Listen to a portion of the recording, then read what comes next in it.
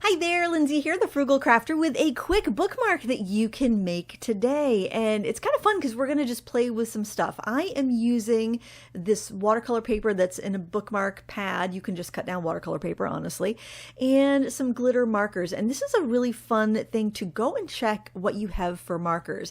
I'm talking gel pens, ballpoint pens, felt tip pens, glitter markers, whatever you happen to have in your stash that maybe haven't seen the love lately.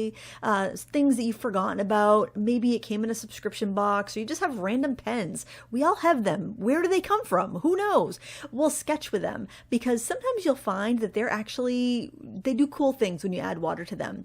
I came across a Pentel Sparkle Pop black pen last summer, and I sketched with it and added water, and the colors went to like blues and pinks and purples, and it was so cool that I was using that pen for everything for like a month. So look around and see if you have any pens you can experiment with. Now, my tips for this would be to do it on dry paper first and then add your water. It's usually not a good idea to go over damp paper with any sort of pen because the pen can soak up the water a bit and then it can not write well, or it can make the pen ball rust if it's like a gel pen or a ballpoint pen. So I would do your sketching and then add water to it, but things may be water soluble at first and then dry, so you may have to like kind of do it piece by piece like I'm doing here, because I wasn't sure how long I would have to reactivate the ink. I didn't know if it dried fully, if I'd be able to reactivate it. So that's why I was doing it kind of right off the bat. However, I did figure out though that these will reactivate a bit even after it dries. And these are the Ohuhu glitter pens I picked up at Michael's a couple months ago, maybe like 2 months ago. And they worked really fun for this technique. I also know the Pentel Sparkle Pops work really well for this. I really like their black pen for that. It's the only one I have, honestly. Maybe the other ones are awesome too for this, but because there's so much contrast and you can get such a value range, it works really well. But what I was thinking here was, because this is kind of a Christmas theme, I figured I could take this bookmark that I make and either use it as a gift tag or tuck it like under a ribbon on a present, and just kind of jazz up a gift a little bit, and plus just give me some relaxation, some artsy relaxation before the holidays. And I've been striving to post daily. I haven't been perfect, but I'm okay with that. I have been striving to post daily on YouTube this month, and it'd be a fun kind of project to share. Now I want to do some peppermint candies too, so I'm just taking a simple penny and tracing around it with the lighter green pen. Now there are packs of these pens. Actually, I think Ohuhu's coming out with a 24 pack, and I've seen other brands too of these glitter pens. They're going to work just fine. That's why I'm saying look through your stash. Do you have a random pen drawer in your art studio? I'm sure you do. Do you have a junk drawer in your kitchen? I'm sure you do. You probably have some little gem in there that is just dying to be brought out for this technique. And I didn't have a reference photo for this. I just freehanded it. These are really easy designs to freehand. If you can draw a reasonably straight line and decent arch, you can do the candy canes. If you can find a penny to trace, then you can do the little peppermint candies really easily. And I think the design actually is pretty cute. I don't think you have to create a masterpiece every time you sit down to make something.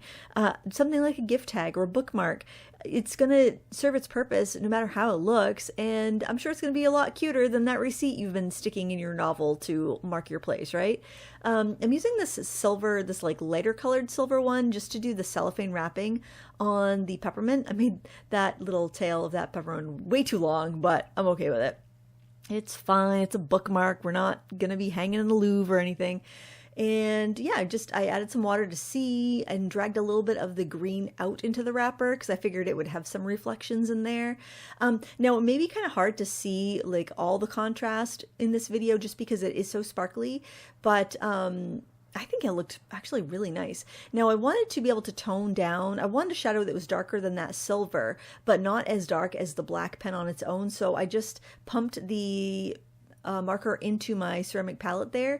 I did the silver and the black so I could mix them if I needed to, and then I used it with my brush just to paint it on. Now, just to be safe, I'm using a brush that I would use for like gouache or acrylics, just because I didn't know how like that glitter might wash out of my watercolor brushes. So you might want to use a brush that's not your favorite for any of these weird pen experiments, but for the most part, I use my watercolor brushes when I'm doing this pen stuff, but I do try to be a good example on video. In real life, you know, not always. I'll, you know, use whatever brush is handy. But yeah, you just want to kind of keep in mind, especially if it's like an acrylic-based pen. I'm not sure what like the Posca glitter pens are, but maybe I got a couple of those in a subscription box once, and I bet that would work great for this, but they may dry permanent. One thing I notice when I'm experimenting with random pens and I add water to them, they are almost permanent once you've added the water to them. So if you did want to go back in with a watercolor wash on top, it shouldn't disturb your lines too much. I think maybe because they're pens and they're most likely a dye base product, that once you do add the water to it, it helps it absorb into the watercolor paper so that it is less likely to move afterwards. Dyes tend to stain rather than move. Pigments tend to move a little bit more. So, or if it's an acrylic-based product, once it dries fully, it will be permanent and you can watercolor over it without any issues. The other thing I wanted to mention, I know I mentioned it earlier, but I can't stress this point enough, is that if you want to do some fine lining on top, which we're going to do, you really want to dry that paper really good. So for the gumdrops, I just basically kind of stippled in this kind of like roundish shape with a flat bottom. I was thinking about the perspective of this. It's like it's kind of overhead, like our peppermints are full circles, but the candy canes are kind of on their edge. So I decided to flatten off one of the sides of the gumdrops just to give it a little bit like we're looking almost over top, but like it's on the table in front of us. We're kind of looking over top, but at an angle. So that's kind of how I did the gumdrops. I hope they look like gumdrops, but even if they don't, they're some sort of candy. They could be like a jawbreaker or something. Really, you could do any sort of candy you want. It doesn't have to be Christmas candy. And as long as you have a couple candy canes in there, it's going to be Christmas candy. Ribbon candy would work really well in a bookmark because that's already kind of long. Anyway, I love the way ribbon candy looks. My grandmother always had some on a candy dish at Christmas time. It's probably the same ribbon candy she brought out year after year, honestly. We never ate it. I actually did buy some a few years ago, and it's nothing to write home about as far as eating it. And honestly, it wasn't as pretty looking as I remembered. But that would also be a really fun type of candy that you could illustrate on a bookmark. And I'll have some other bookmark ideas on my YouTube channel if you want to do some more bookmarks for Christmas tags or to give with a book. They're a great little thing you can make last minute. I'm using a really fine liner. I generally don't use these skinny ones on watercolor paper, but to draw the cellophane, the edges of the cellophane and the crinkles in the cellophane, I wanted something very dainty. So this is a 0.005 fine liner, and these are the Ohuhu liquid fine liners. They seem to have a lot of ink in them, and I've been using them a lot lately and enjoying them, but any sort of waterproof pen, actually at this stage of the game, they don't have to be waterproof because we're not going back over with water.